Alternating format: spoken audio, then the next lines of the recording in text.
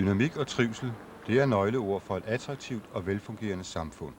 Det må have en central beliggenhed, gode arbejdspladser, et rigt varieret udbud af boliger, lokale indkøbsmuligheder og en velorganiseret omsorg for borgerne og moderne skoleforhold med muligheder for videreuddannelse i området. Kort sagt, en infrastruktur og et miljø, der er i orden.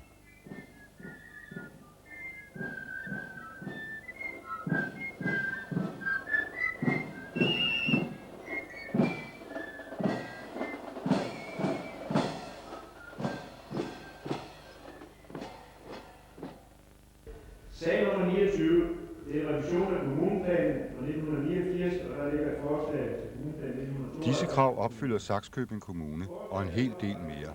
Takket være et bystyre, der gennem mange år har planlagt med fremtiden for øje for hele tiden at kunne imødekomme den hastigt fremadskridende udvikling.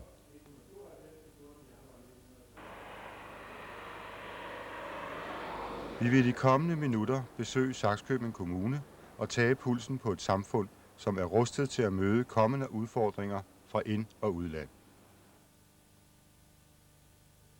Som den ligger i bunden af en fjord, blev her allerede for 1000 år siden anlagt en handels- og boplads. Det vidner egnens mange gravhøje og jordfund om. På Lolland-Falster Stiftsmuseum ses redskaber, der viser, at forgængerne var jægere og jordbrugere.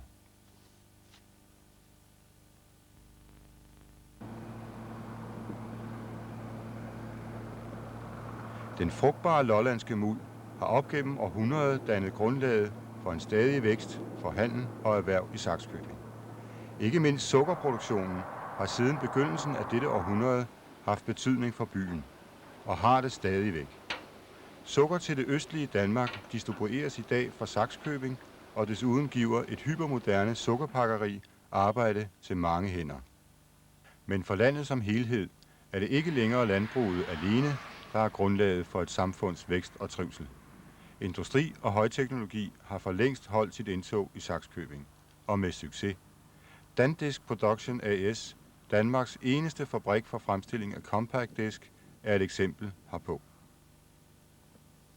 Ja, vi startede vores aktiviteter hernede i 1986, og hovedgrunden til, at vi valgte det her område, det var, at vi fik en ekstremt hurtig sagsbehandling fra kommunen, der gav os den sikkerhed og tryghed for, at tingene det kunne lade sig gøre hurtigt. Dernæst så tiltalte det os også, at vi hernede, der fik vi en meget stabil arbejdskraft. Med det kapitalapparat, som man kan se, vi har installeret her, så hvor dyr eller billig arbejdskraften var, det var måske ikke det helt afgørende, men det mest afgørende var, at vi kunne få god arbejdskraft, og vi kunne få stabil arbejdskraft. En tredje faktor, der er væsentlig for os, det er, at med den placering, vi har her, og vel især nu med det nye moderne Europa, så ligger vi endnu mere i centrum for det kundepotentiale, vi forsøger at udnytte, nemlig Skandinavien og Tyskland. Fremtiden, den mener vi tegner lyst, og den tegner lyst såvel fordi at vi har et produktprogram, hvor vi er sikre på, at den teknologi, som det består af, at det er også den teknologi, som der vil være forstærket behov for i årene fremover. Men dernæst så føler vi også, at den placering, vi har med at være placeret i Sakskøbing, også vil blive en større og større fordel for os.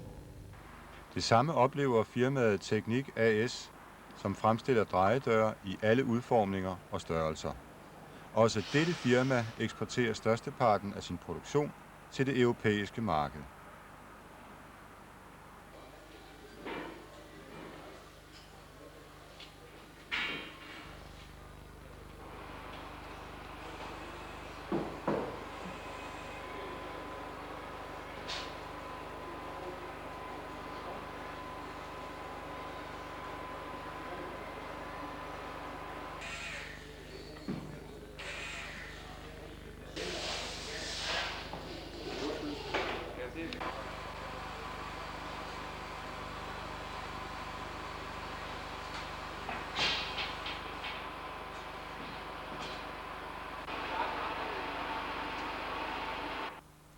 Som nævnt høster erhvervslivet store fordele af Sakskøbings beliggenhed så tæt på Europavej E4.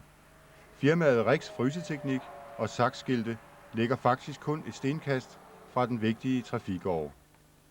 Hurtige og sikre trafikveje er nøglen til et samfund med et driftigt erhvervsliv, der satser på at tiltrække nye virksomheder.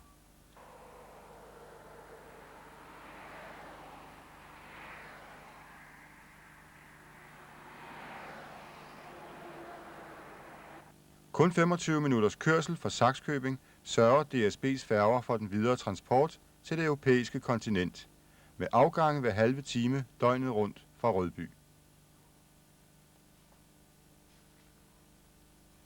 Men for Sakskøbings vedkommende er motorvejen kun en af flere transportmuligheder.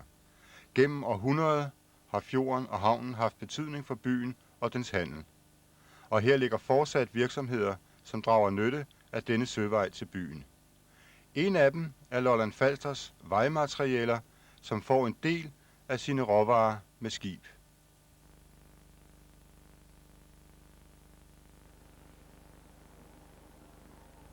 Skibsbygningens historie går langt tilbage i Sakskøbing. Fortidens træskibsværfter er dog for længst afløst af et stålskibsværft, der fra 1967 til 78 byggede 11 nordsøkuttere, mens man frem til i dag har bygget 20 General Cargo Coasters. En hurtig og praktisk skibstype, som har gjort Sakskøbing-værftet kendt for kvalitet langt uden for vores hjemlige farvande.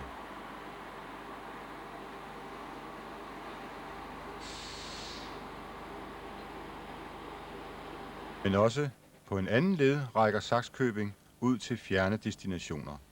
På havnen ligger hovedkontoret for international mæglervirksomhed med filialer i Nakskov og Nykøbing Falster.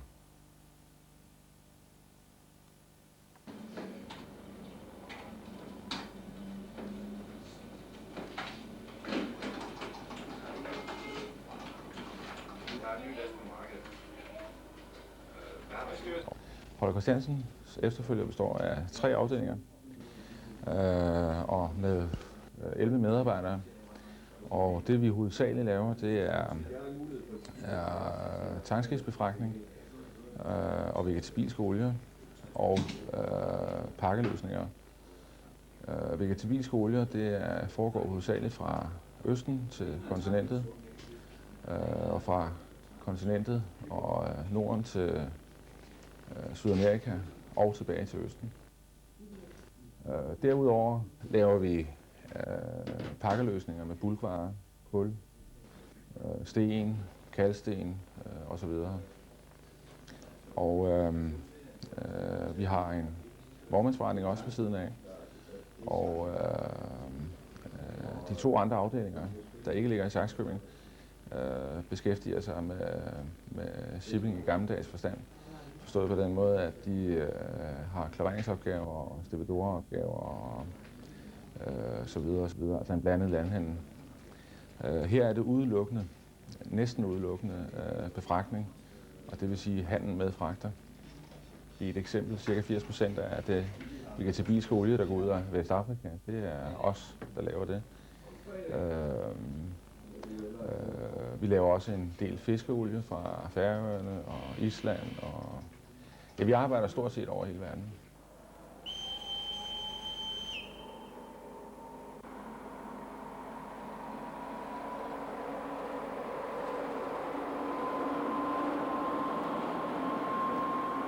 Et tredje forbindelsesled er Lollandsbanen.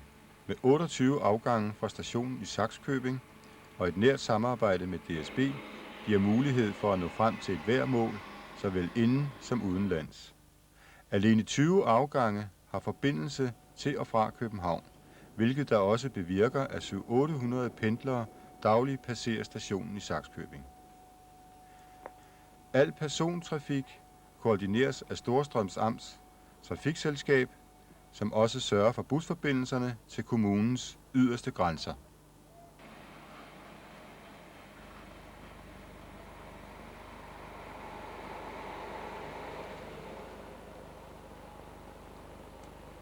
...14 gange i døgnet er der busforbindelse til Fyn og Jylland via Tårs Færgehavn.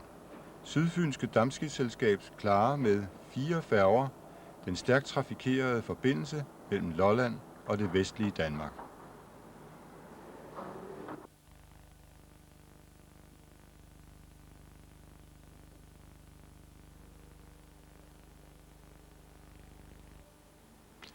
Sakskøbings administration ligger bekvemt i byens centrum, i moderne bygninger i forbindelse med det gamle rådhus. I øvrigt nabo til den stedlige politimyndighed.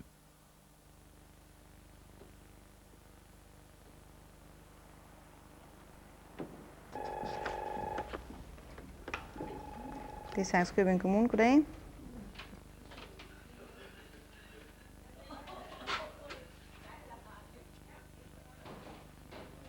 Bag de kommunale mure arbejder administrationsstaben i nært samarbejde med de folkevalgte til stadighed på at levendegøre byens 20 år gamle motto. Jeg kan prøve at stille det op til borgmesterkontoret lige et øjeblik. Sakskøbing har jo et motto, der siger, at vi vil gerne være et godt sted at bo. Og det har vi i en lang årrække drevet vores kommunale servicepolitik efter. Jeg tænker her på vores idrætsområde, vores fritidsfaciliteter, som jo går for at være nogle af de bedste i landsdelen. Men også på andre områder, på børneområdet og på ældreområdet, prøver vi på at yde en service, som ligger over, hvad der er normalt i området. Vi har også ganske gode skoleforhold i vores kommune, og set ud fra erhvervslivets synspunkt, når man skal placere sig i Sakskøbing, finder jeg også, det er attraktivt, for vi ligger både ved motorvej, en meget let adgang til Europavej 4, vi har havn, og vi har jernbanen. Og infrastrukturen i industriområdet mener jeg er helt i top. Så vi har alle muligheder, vi har ledig arbejdskraft, så virksomhederne, der ønsker at placere sig hos os, de vil få alle muligheder for at få en god betjening her fra kommunens side, men jeg er også helt sikker på, at borgerne vil synes, at de var velkommen her. Borgmester Kai Petersens ord bliver til daglig understreget af et fremsynet og aktivt erhvervsliv, der gør sit til, at borgerne skal befinde sig godt i Sakskøbing.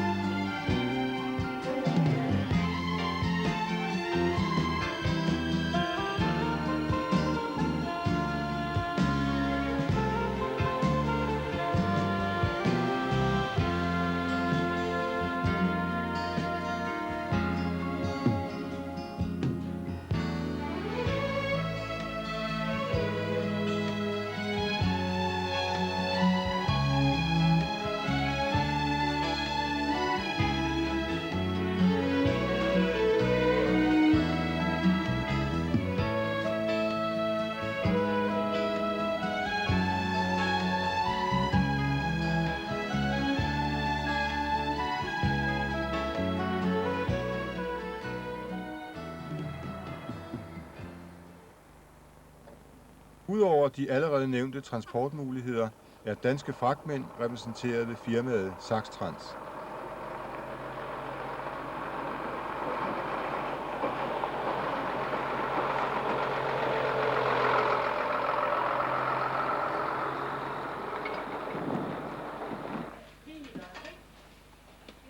Superfars. Ja.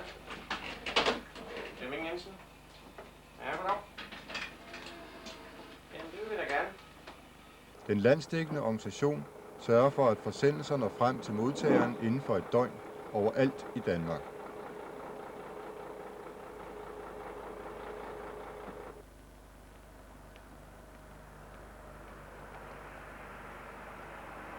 Transport, industri og indkøbsmuligheder er kun en del af det mønster, der er en forudsætning for et ønskværdigt sted at etablere sig. Også et rigt varieret udbud af boliger er en del af betingelserne.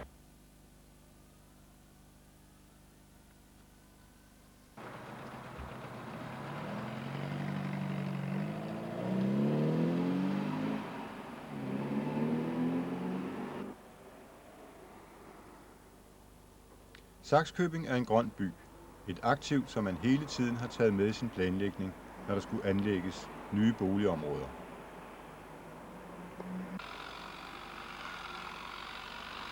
Et typisk eksempel er det smukke boligområde, som er opført i de parker, som tidligere hørte til de gamle apoteks- og købmandsgårde. Her byggede man, så de store træer blev bevaret, og beboerne straks ved indflytningen kunne glæde sig over at bo i et naturskønt område.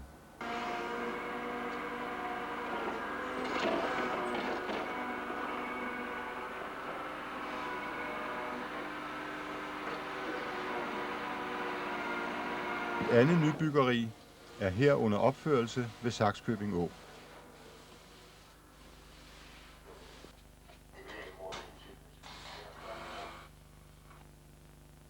Sakskøbing Boligselskab og private sammenslutninger har sørget for, at der er gode valgmuligheder, når det gælder boliger. Men også på parcelhusområdet er der fra kommunens side sørget for byggemodning af grunde tæt på natur og byens centrum.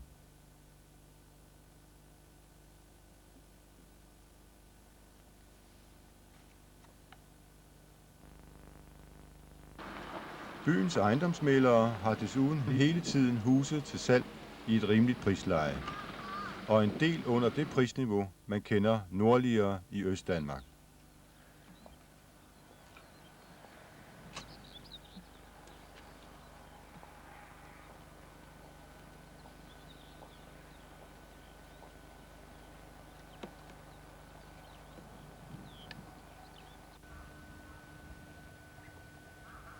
For dem, som foretrækker den stråtækte idyl, er de muligheder også til stede.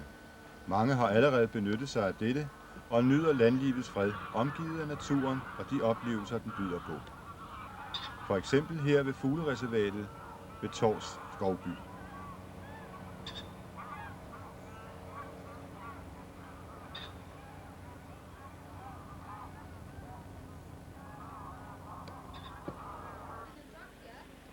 Et andet af kommunens meget populære bosteder ligger i Guldborg, hvor den gamle Guldborgbro er den ældste faste forbindelse mellem Lolland og Falster. Heroppe er Storskoven med dens ro, fugle- og dyreliv, og ikke mindst charmerende atmosfære ved Guldborg Sund og den veludbyggede lystbådehavn, er det ikke mindst sejlsportsfolk, der søger området.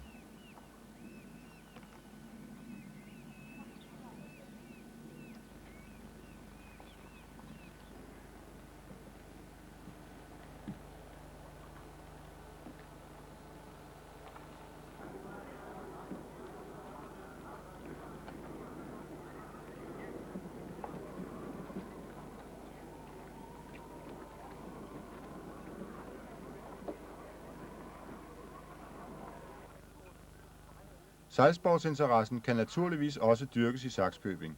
En nyanlagt marina et stykke ud af fjorden er flittigt anvendt af de fastboende såvel som gæstesejlere.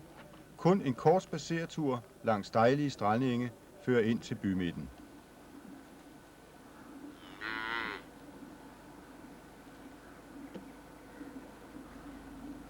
Herregårdslivet på egnens store godser var tidligere en del af det kulturmønster, der var med til at skabe udviklingen i Sakskøbing Kommune.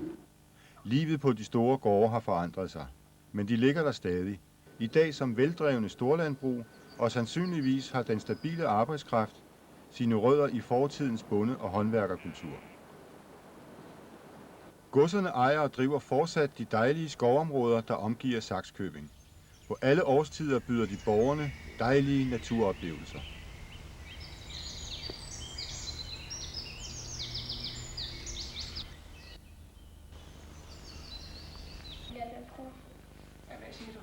Ja, så er det til 40, ikke? Det bliver bare det der. På undervisningsområdet er der i pagt med udviklingen sørget for et fuldt udbygget skolevæsen til og med 10. klasse. I nabobyerne findes desuden undervisningssteder for videregående uddannelser, og rejsetiden til det fjerneste mål er under en halv time med de kollektive trafikmidler. I Sakskøbing Kommune har man på et tidligt tidspunkt været opmærksom på, at sport og dermed en sund fritid er det sikreste fundament for et godt og trygt samfund. I naturområdet Saksemarken er alle sportsfaciliteter samlet.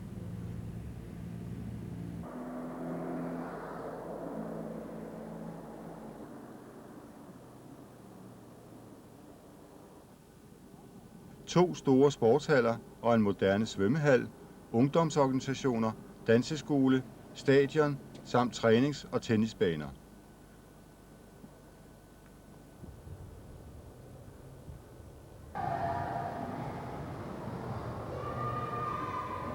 Udefra kommende stævnedeltagere hævder, at det er landsdelens bedste sportsområde. Indimellem anvendes hallerne også til andre formål end de specielt sportslige.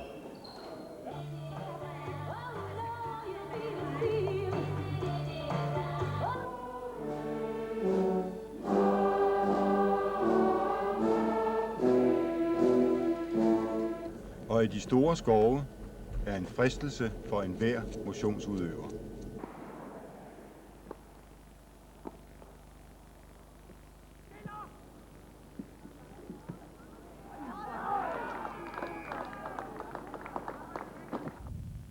Kort fra byen findes desuden et stort ridecenter. De to dejlige søer i Saksemarken bruges i udstrakt grad til mere stilfærdige sysler, især af den yngre generation. Vi har besøgt et samfund, hvor mennesket fra de tidligste tider forstod at udnytte de naturlige værdier. Det lille middelaldersamfund, Saxtorp, udviklede sig til en levedygtig og driftig erhvervsby. I dag med en central placering mellem Norden og det europæiske kontinent. Hurtige og effektive transportveje forbinder Sydhavsøerne med omverdenen til søs.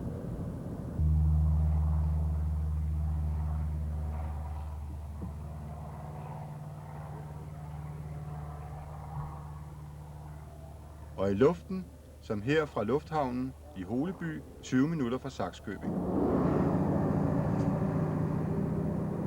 Forbundet med trafiksikre landeveje, Sakskøbing sørger hele tiden for at have byggemodne industrigrunde klar for nye industrier, der ønsker at drage nytte af byens centrale beliggenhed.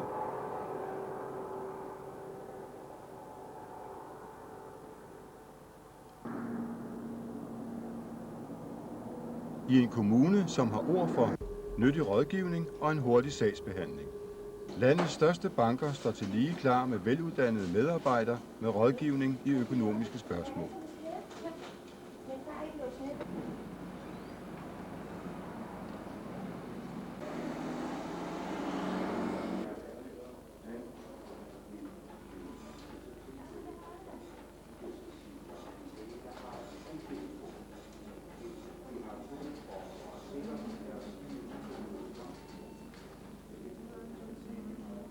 Er også de på jagt efter en mere velegnet sted at flytte virksomheden til, for at være i nærmere kontakt med et større marked, så grib telefonen og slå nummeret på Sakskøbing Kommunes borgmesterkontor.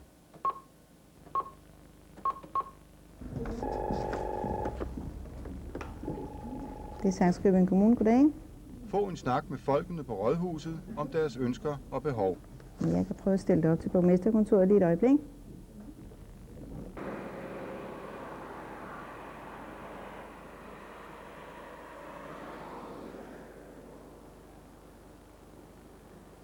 Måske er byen med det smilende varetegn nøglen til en succesfuld fremtid for deres virksomhed og produkter. I et menneskevenligt og inspirerende miljø i byen ved den smukke fjord.